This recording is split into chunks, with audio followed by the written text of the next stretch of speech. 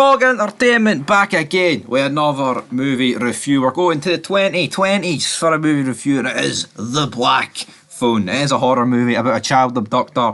Now, some people seem to think that this guy doesn't touch kids, but I'm willing to bet my top rocker that he does. But we have a child abductor and murderer named The Grabber. Like, let's be real, right? Let's just call a spade a spade. Any guy who abducts kids, right, locks them in a basement and then leaves the door slightly on the latch so it can be opened, and then sits upstairs with his top off, hitting a belt against his hands, is a paedophile, right? I mean, it was implied throughout the movie. The whole game he plays is called Naughty Boys. If this ain't a pedo, I don't know what a pedo is. But we have a cast. Ethan Hawke plays the Grabber with a few kid actors in. I mean, I say a few kid, a lot of kid actors in here. I feel like they did a really good job. Mason Thames played our main character, Finney, with Jeremy Davis. I mean, I knew the dad from somewhere. He's just called Mr. Shaw. He is the father of Finney and Gwen.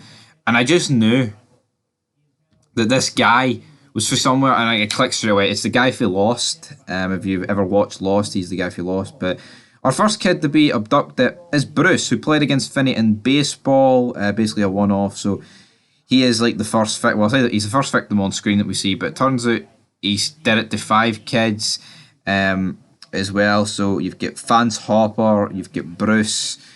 Who else have you got? You've got a bunch of other kids. Griffin, I believe, Matty and Billy. So he's done a lot. We've got E. Roger Michael in this playing Detective Wright. This guy just seems like he's in absolutely everything. But it's a weird movie because, yeah, people get kidnapped and it's kind of going around school, blah, blah, blah. And because Gwen's having dreams, she's basically interrogated at the school. I say interrogate, she's asked questions by the police, right? And, like, the police just go, like, really bad cop here on a kid that's, like, 7 years old. I mean, right, all right, it was 1978. Maybe things were different back then. Who am I to criticise that stuff? But I don't know. I just feel like it's very stupid. The police are searching, but they can't find anything. They go to this house, and this guy opens the door, and he's called Max. Dum dum dum.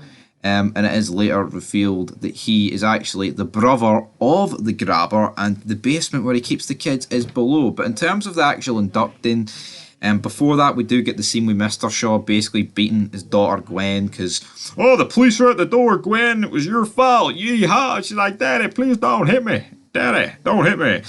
And it's like, how are you even supposed to feel any ounce of sympathy for this guy? He's like a child beater, and I get it. See, back in the day, you know, kids were definitely treated, I mean, they get battered by their parents, and you could argue, I mean, that's an element of why today you get so many spoiled brats. But I feel like there's a bit of leeway. You have to have an in-between, like, you know, yes, kids, if they do bad, you know, one wee smacking on the arse, good night. Maybe that's where Mr. Shaw should have drew the line, but no, he just proceeds to batter his daughter, and it just seemed weird. And this Black Phone guy is definitely loving life. The Grabber is definitely loving life with this. But yeah, Finney's on his way home. Gwen's having a sleepover, so she leaves him. He's on his way home. This black fan, and Finney notices it, right? And they clearly know that this killer's in a fan. I mean, it's basically public knowledge at this point. And then he basically drops all these stuff, and then Finn's like, oh, do you want me to help? He's like, no, it's alright. Oh, how did I do that? How did you could just tell, this is so obvious, man. This guy is a pedo. He's the one going to kidnap you, Finn. Finn's like, are those black balloons? He opens the back door. His fan in broad daylight. Dare I say, right? It's in broad daylight. So the balloons pop out, then he just sprays him, and Finn gets knocked out, and Finn manages to cut him, and Finn wakes up, and then they basically talk one-on-one, blah, blah, blah. But again, like, yeah, this guy follows their routines and knows where to kidnap them and know what ways they walk home and all that good stuff. But see, at the end of the day, right, I just feel like this is kind of stupid because no matter how well he's thought this through, you're doing it in broad daylight, mate. I get it, 1978. You don't have Ring doorbells. You don't have security cameras, and you know, well, most houses wouldn't have them installed at this point. Yeah, it just seems very risky that he would literally do this in daylight, in my opinion. But he does it. Finn wakes up. The Black Phone. The Grabber's like, that doesn't work, Finn, but me and you are going to get along just well, and we're going to be playing naughty boy games. And then throughout the other 45 minutes of the movie at this point, you essentially just get Finn answering the phone to everyone else who the guy killed, essentially. We get all the names that I mentioned at the start. There are different ways of escaping, which none really work. There was a scene where he's pushing a wire up this carpet. And, right, physics, it just, I mean, I'm not saying it can't work, right? but it just does not work on the first attempt. It just does not work, man. The wire just would not go up, and it would get tangled unless it like the rug. It would have to be very loose, or even because if it was too tight, there's no way the wire would go straight up it. But again, I mean, maybe that's nitpicking, but he manages to sort this out, and he manages to escape because he has told the code on the door. But as he opens the door, the dog Samson starts barking, which then the grabber wakes up, falls him in his fan. And like you're thinking, I've obviously never seen the movie before, so you think at this point, fuck, is Finn going to escape? But then the grabber jumps at the fan, holds Finn at knife point. A few of the lights go on, but people don't bother looking outside the house. Again, kind of stupid. There's this fan that's literally crashed onto your yard. Albeit, yes, it's dark. You won't be able to see that this guy's holding a knife to this kid, right? But at the same time, you think people would have come outside their houses considering the fact they heard like a crash and a fan that's literally parked on your yard. But again, I digress. So Finn's back in there again. Is this not him playing the game Naughty Boy and that he tried to escape? I don't understand why he's not killing him. Here it kind of goes against the own logic of the guy's game. Whatever, but Gwen basically has a dream, sees in the dream the house, and she just finds the house, so she gets on the phone to Big Detective Wright. The police head down there, they open up this house. We're like, where the fuck is it? He's no here.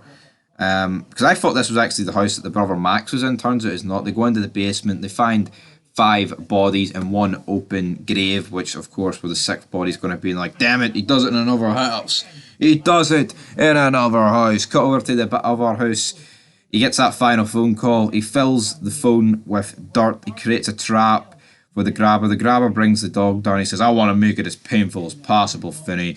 The grabber runs through after trying to chase Finn. He like breaks his ankle, which was a pretty sick scene, but it was very well done. And Finn starts battering him with the phone, wraps the wire around his neck, kills the grabber, and he's like, hey, they want a word with you. He's like, fuck you, grabber, on the phone. They speak to him, which I thought was a nice fitting end. And then as everyone's in the other house, turns out Finney opens the door, and the house is across the street, which is mad. Also, the brother get killed because he actually found Finney, and then the grabber ends up killing his own brother before all this. But yeah, so the grabber's dead, Max is dead, all the other kids is dead, but Finney reunites with his sister. The cops enter the building, obviously, to search it, and they will find all the bodies down there. But at the same time, their dad, Mr. Shaw, comes over. I'm sorry, how can you ever forgive me? And how could you forgive him? The guy didn't even bother his arse looking. He's a raging alcoholic. Oh, his wife died, and he fucking beats his kids, and there's no intention of looking after them. He's a fucking waster. I mean, all you can say is, alright, he gives them a place to stay, but they're his fucking kids.